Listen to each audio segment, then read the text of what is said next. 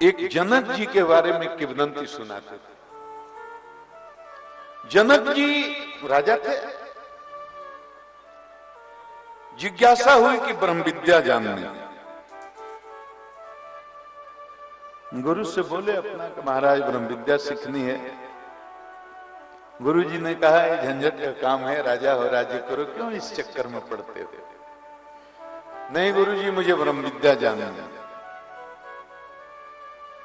उन्होंने कहा ठीक है, तो पहले शुरुआत कहां से करें, हम बता देते हैं। राज दरबार को खोल दो, अपना खजाना भी खोल दो, घोषणा करो पूरी पृथ्वी पर जो भी ब्रह्मवेता है, ब्रह्म को जानने वाला ज्ञानी है, आवे तुम्हारी सभा में ब्रह्म विद्या का पर प्रकाश डाले। मुंह मांगा जो दक्षिणा मांगे वो दो। अच्छा ऐसा ही होगा। खोल दिया गया खजाना, घोषणा हो गई, रोज एक से एक ब्रह्मज्ञानी आने लगे, रोज ब्रह्म विद्या पर भाषण प्रवचन चलने लगा। देखते ही देखते जनक की राजसभा ब्रह्मविद्ताओं की सभा में बदल गई। वर्षों बीत गए, खजाना भी खाली होने लगा, लेकिन ब्रह्म विद्या को जनक जी को समझ में नहीं आई। किंवदंती है, हमारे ओगड़ बाबा कहते थे। गुरु जी के यहां बड़ी हताशा में गए कि सरकार बहुत लंबा समय से ये ब्रह्म विद्या पर प्रवचन चल रहा है और उदारता के साथ जो ब्रह्मवेता आते हैं, बोलते हैं, जो चाहते हैं, जो मांगते हैं, हीरे मोती रुपये पैसे सोना चांदी मुहरे हम देते जाते हैं, लेकिन अभी तक मुझे ब्रह्म विद्या समझ में नहीं आई। वेद कहता है नायम आत्मा प्रवचने न लभ्यो न मेधया न बहुना सुतेन। ये वेद की बात है। तो गुरु जी ने कहा तो फिर छोड़ दो, अभी से छोड़ दो। नहीं सरकार अब तो सीखना। एक दिन क्या हुआ, यही कार्यक्रम चल रहा था, एक दुबला पतला टेढ़े मेढ़े अंगों वाला, गर्दन टेढ़ी, कंधा टेढ़ा, कमर टेढ़ी, पैर टेढ़े, दोनों हाथ टेढ़े, उंगली टेढ़ी, अष्टावक्र जी महाराज लुढ़कते लुढ़कते जनक के दरबार में पहुंच गए। अब जैसे उन्होंने प्रवेश किया, उनको देख करके सारे जितने ज्ञानी वहां बैठे थे ब्रह्म विद्या पर प्रवचन करने वाले, उनके उस टेढ़े मेढ़े अंग को देख करके जोर जोर से हंसने लगे। अष्टावक्र जी चुपचाप बैठे हुए बहुत देर तक हंसते रहे। सारे सभा के लोग हंसना जब बंद कर दिए, तब अष्टावक्र जी हंसने लगे। जनक जी को बड़ा आश्चर्य हुआ।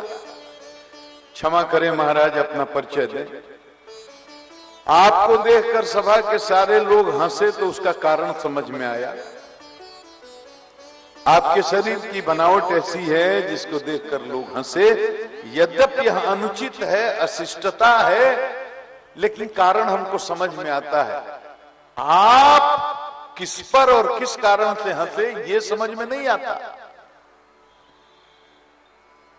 अष्टावक्र जी ने कहा राजा मैं अपने अहंकार पर हंस रहा हूं। वो कैसे महाराज? बोले मुझे लगता था कि किसी ब्रह्मवेत्ता को जानूंगा, देखूंगा तो देखते ही पहचान जाऊंगा, लेकिन आज पहली बार धोखा हो गया।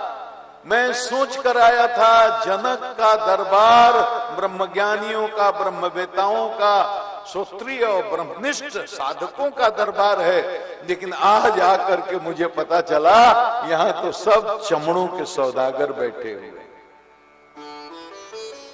इसमें कोई ब्रह्मज्ञानी है नहीं, ब्रह्मवेता है नहीं। अरे सरकार आप ऐसा कैसे बोलते हैं? ये आपको चमार लग रहे, चमड़ों के सौदागर लग रहे हैं? बोला हाँ सरकार। क्यों? बोले हम जब आए तो किसी ने मेरे अंतःकरण पर दृष्टि नहीं डाली। मन कैसा है, बुद्धि कैसी है, चित्त कैसा है, अहंकार कैसा है, मेरे अंतःकरण चतुष्टय पर किसी का ध्यान नहीं गया, किसी की दृष्टि नहीं गई। सबकी दृष्टि मेरे बाह्य स्वरूप पर अटक गई। सबने मेरी चमड़ी देखी, टेढ़े मेढ़े अंग देखे और मेरा मूल्यांकन कर लिया, हंसने लगे। तो मैं अपने अहंकार पर हंस रहा था कि मैं गलत सोचता था कि ब्रह्मवेत्ता को देखकर पहचान लूंगा। और महाराज, अब मुझे ब्रह्म विद्या पर आपके दरबार में कुछ बोलना नहीं है। अरे जहां चमड़ों के सौदागर बैठे वहां ब्रह्म विद्या पर मैं क्या बोलूंगा। मैं तो आया था, मुझे एक गाय की जरूरत थी, मैंने सोचा कुछ बोलूंगा, एक गाय मांगूंगा, आपसे जाऊंगा, लेकिन मैं अब यहां बोलने वाला नहीं हूं। और वहां से निकल लिए लुढ़कते पुढ़कते। बाबा कहते थे, जनक जी ने राजवेश का त्याग करके साधारण वस्त्र में उनका पीछा किया। वो जंगल में अपने आश्रम जा रहे थे। जंगल में एकांत स्थान पर पहुंचने के बाद बिना पीछे देखे अष्टावक्र जी ने कहा, जनक मुझे पता है तुम पीछे चोरी चोरी मेरा आ रहे हो, मेरा पीछा कर रहे हो, सामने आओ।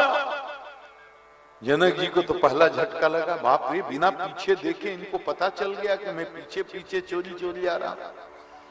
हाथ जोड़ करके आगे आकर खड़े हुए, बोले ये पेड़ देख रहे हो? हाँ सरकार। किस चीज का पेड़ है? कहा पीपल का। कितना पुराना लगता है? सैकड़ों साल पुराना लगता है सरकार। बोले पेड़ के बाएं तरफ एक गड्ढा है, देख लो? हाँ सरकार। बोले सभा में जो तुम्हारे दाहिने तरफ सिंहासन पर एक छोटा बैठा था वो तुम्हारा मंत्री था? जी सरकार। उसका एक पुत्र है? जी सरकार। 16 साल उसकी आयु है? जी सरकार। बोले कल 12:03 पर उसकी मृत्यु होगी? अरे सरकार बिल्कुल स्वस्थ है। जनक मैं जो बोल रहा हूं सुनो, कल 12:03 पर उसकी मृत्यु होगी और लोग ला करके उसका अंतिम संस्कार इसी जगह पर करेंगे और इसी का नाम ब्रह्म विद्या है। ब्रह्म विद्या भाषण प्रवचन नहीं है, जिसको जानने के बाद कुछ भी जानना शेष नहीं रह जाता। जहां भूत भविष्य की दीवार ढह जाती है, जो कि 100 जन्म आगे देखता है और हजारों जन्म पीछे भी देख सकता है। ये ब्रह्म विद्या, इसका नाम है। तुरंत साष्टांग पड़े, गिरे।